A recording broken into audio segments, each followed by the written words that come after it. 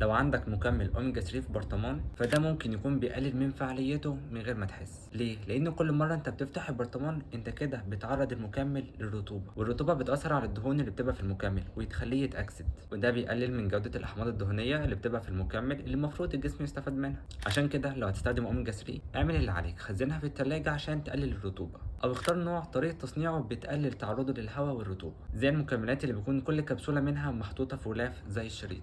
فقبل ما تشتري اوميجا 3 المره الجايه مش بس تبص على التركيز والمكونات، لا كمان تبص على طريقه تخزينه وحفظه، عشان الفايده مش بس في اللي جوه الكبسوله لكن كمان في ازاي تحافظ عليها.